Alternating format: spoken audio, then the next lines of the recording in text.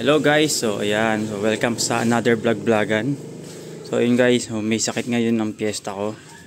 And ayun guys, yung radiator fan niya is kumakalog.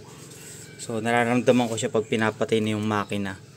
So yung fan is, syempre delay siyang mamatay. Mas mararamdaman mo may nagbabibrate pa. So as per checking nga, ayan kung nakikita ba. O, hindi makita dito masyado. Ayan, ayaw focus. Pag kinalog-kalog mo yung fan, nagagalaw na siya. Ayun. So, bago ko umorder ng fan motor or fan assembly, so double check muna natin. So, kailangan kong baklasin talaga itong yan, fan assembly. Radiator fan assembly. Tingnan natin kung yung motor ba may problema or baka yung fan, syempre bago tayo umorder.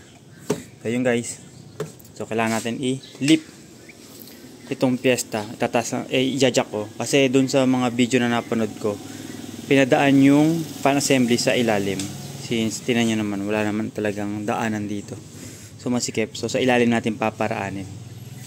Then may dalawang clip siya, dalawa sa taas at saka dun sa baba, then yung mga socket nya para sa power supply ng fan at saka nung sa thermo switch yata, thermostat ba yun? Ay hindi, basta dun sa may resistor block dun. So yan guys, samahan nyo ako, so try natin masolve itong issue ng piyesta. So pag confirm natin na sira talaga yung motor, order tayo ng motor. Pag assembly, so sige, assembly na nabili natin. So para lang ma-sure natin kung ano talaga yung issue ng piyesta.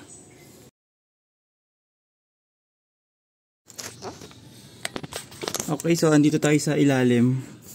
Ayan, so ito yung clip na sasabi ko kanina. Ayan, so papataas siya. Then yung sa taas, then kailangan unang tanggalin yun. Pero ayan, unahin natin yung mga socket. So first time ko guys ito babaklasin. So DIY lang. So tingnan natin kung ano yung mga pipinutin dito.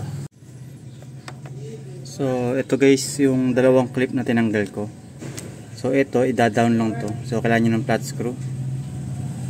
Ayan, da-down nyo lang yan. Tapos dito hindi nyo lang i-press din. So flat screw din ginamit ko rito. I-press tong part na to. Pagka press nyo, hatak. Ayan, tanggal na siya. Then ito rin, pagkababa nyo, so kalug-kalugin nyo lang. Yan, tapos press nyo rin to. Kalugin nyo, mahigpit pa. So hindi pwede na isang kamay. So kailangan may naka-pindot dito, tapos down. So gawin ko lang guys. So yun guys, so ginamitan ko siya ng konting DW4D. So medyo makunat kasi siya sa umpisa. Yan. So pagka-clip nya, so hatakin nyo lang na ganyan. Ayan, so yan, medyo makunat na kasi. So may mga clip dyan na cable tie, so angat nyo lang din, tanggalin nyo lang. Ayan, tulad nito. Ayan, so tinanggal ko na. So wala na naka-attach dito sa fan. So since itong clip dito sa baba, ayan, so kailangan iangat. So kailangan nyo muna tanggalin, unang tanggalin yung clip sa taas. So ayan, silipin natin sa taas. Ayan, so natanggal ko na kanina. So angat nyo lang to, tapos tulak nyo itong sa, ayan, angat tapos tulak para umangat. So ayan guys, so nakatanggal na siya. Ayan, focus natin. Ayan, so ito tanggal ni pagkaklip. Then ito guys, meron din na nakaklip dito. So tanggalin nyo rin yung mga nakaklip na yan. Ayan. So yan guys, so natanggal ko na yung airbox. So ang mahirap lang dito is itong dalawang rubber na clip dito. Tapos ito yan, yung nakaklip din dito. So tinanggal ko na. So yan, mas easy access na tayo ngayon. So yan, suit ulit tayo sa ilalim. Pataas. Yun, tulak pataas.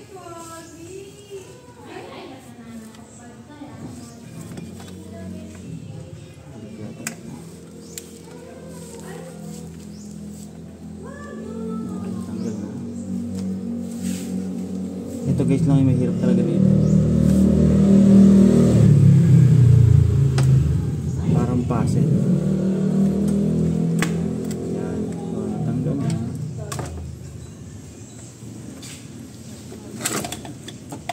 Dahan-dahan. Baka sira.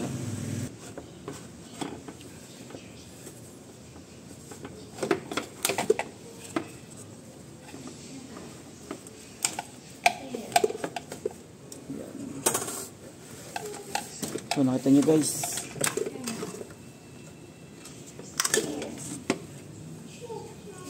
ito dito siya tumaan kanina, so kailangan talaga tanggalin to. So yun guys, so nabaklas na natin. So medyo bined ko lang ng konti yung dulo para hindi na natin magbaklas ng mga radiator hose. So yan, double check lang natin to, bakit gumagalaw. Okay naman yung dito nya, tornilyo nya. So motor nya, ito, baliktarin natin. So tanggalin natin yung motor para makita natin, baka sa bearing na ng motor talaga. Sa pagbaklas guys ng motor ng radiator fan, ayan, so kailangan natin ng torque screw na T25. So ayun guys, nabaklas ko na. So ayan, nalaglag na. So ang goal ko dito guys is para ma-double check natin yung ang tawag dito, yung code nya, kung sakaling palitin nya. M13-100 995-1170J. Ito ba yung product code nya, para sure tayo, ipapalitan na. Meron pa ba ibang product dito? So yung mukha lang. So yun guys, titignan ko naman yung ito, wala naman siyang kalog.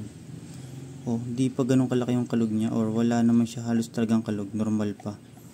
So hindi ko alam bakit kumakalog siya. So yun guys, figure out natin. So since wala akong nakitang kalog dito, tingnan natin tong fan. Yun, linisin lang natin. So linisin mo natin, sobrang daming, ayan, namuong mga dumi. Ayan guys, oh. So linisin lang natin muna, then kabit natin. Pag may kalog pa rin, ayun, tingnan natin, baka nga yung motor na ispalitin. Pero hindi naman siya makalog pa, oh. Wala pa, okay pa rin ikot nya. Ayun guys, linisin na lang muna natin. So dahil guys, binaklas na nga natin tong radiator fan, so sulitin natin guys. So linisin tong kabilang side. Ayan. So tingnan nyo, kung nakikita dun sa baba, may mga buha-buhangin. Ayan, di ba, may mga buhangin. So sulitin na natin linisin to. So since nakatakip, walang takip to, so ayan, nilagyan ko naman basahan para hindi pasukin. Yan, and guys, eto, since may compressor tayo, etong fan is bubugahan natin. Yan, so para lumabas yung lahat ng, ayun guys, ito nyo, dami lumalabas. Oh, ito yun.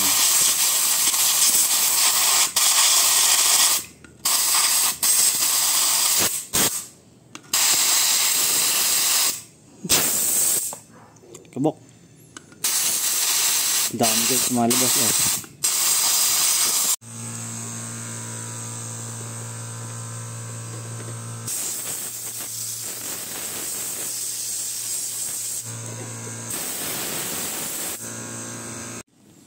So yun guys, so mukhang hindi sulit yung air spray lang or compressor. So mukhang hindi natin power spray talaga. So yun, linisin na natin. Yan, para magisulit ng pagbaklas natin. So yun guys.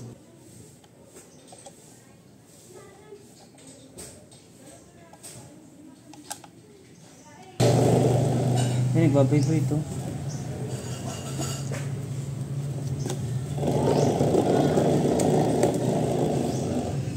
So pag hindi ko siya nagbabibrate yun. So yung guys yung nagbabibrate.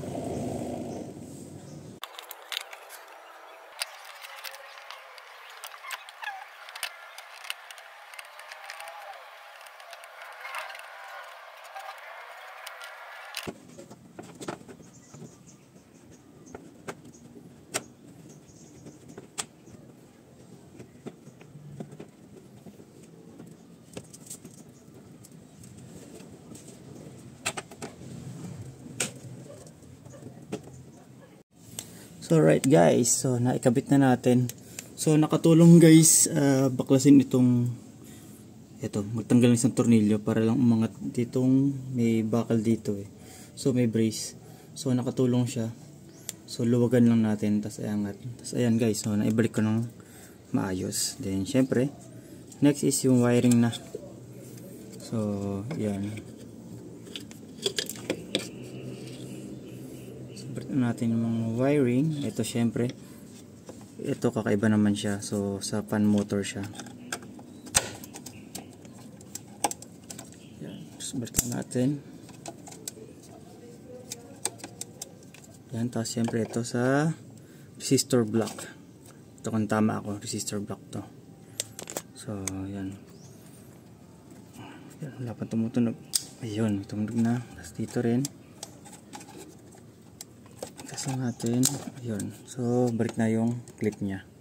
So syempre guys, yung mga nakaklip na cable tie dito is ibalik din natin para hindi siya gumalaw-galaw. Yan, so secured. So eto guys, at na lost thread niya ata to, so kabita ko lang ng cable tie. I think okay na to. So balik na natin yung airbox nya, tapos test natin kung gagana yung fan.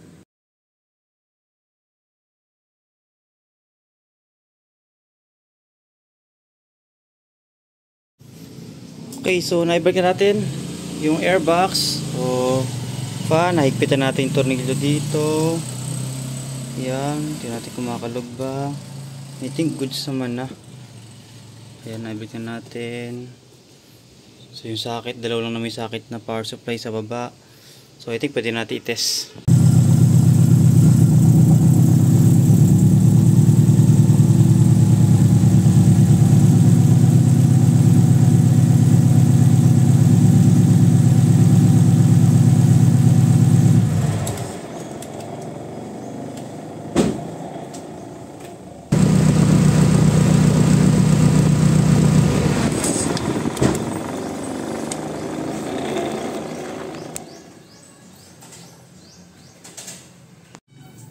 So yun guys, so hindi natin nasolusyonan kahit linisin natin yung motor. So may diferensya na talaga yung motor niya. So nakita nyo malakas yung vibration. So wala tayong magagawa guys. So yan. So confirm naman na mukhang motor nga. Since pag iniikot medyo magaspang din yung bearing. So yan, order tayo ng motor. So as per checking naman sa panel, yung holder niya o yung assembly is okay pa naman. So yung motor is pwede natin palitan. So yun guys. So yun, thank you sa mga nanood sa vlog-vlogan na to. So order muna tayo ng motor. Tapos kabit natin, sana yun okay na.